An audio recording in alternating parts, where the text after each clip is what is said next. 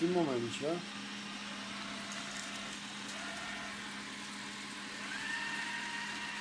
Alfa Wheel rozpoczął sprzątanie mojego domu.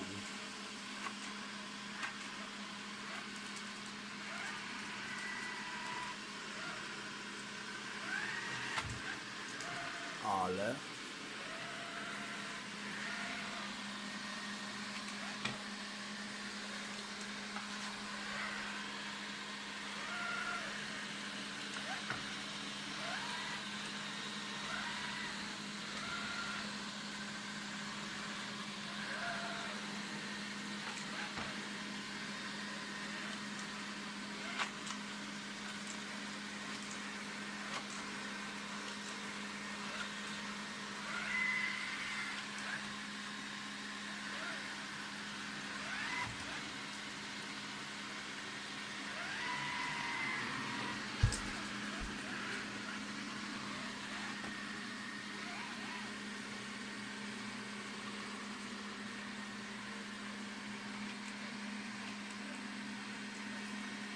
zobaczycie, jak fajnie, delikatnie dojeżdżę do łóżka.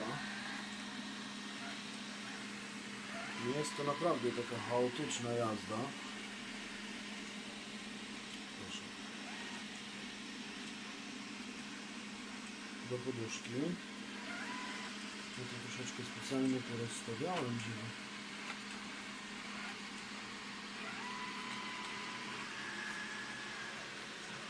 z czego jestem to wyszokowany, to proszę zauważyć, że robot po włączeniu działa bez zarzutów, co jest też tym plusem. Bateria musiała być naładowana, w każdym razie musi dobrze trzymać, bo miesiąc przesyłki, a bateria dalej działa. Proszę bardzo. I sprawdźmy,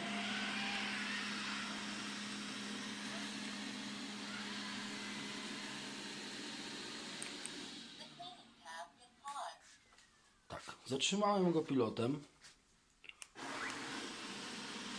Teraz spróbuję go przesterować do siebie.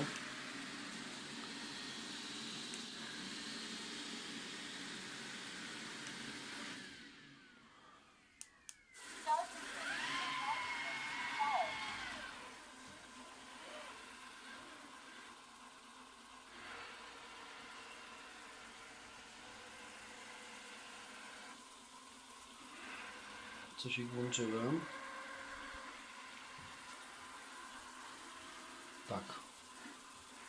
Alfa Wheel będzie się pozycjonował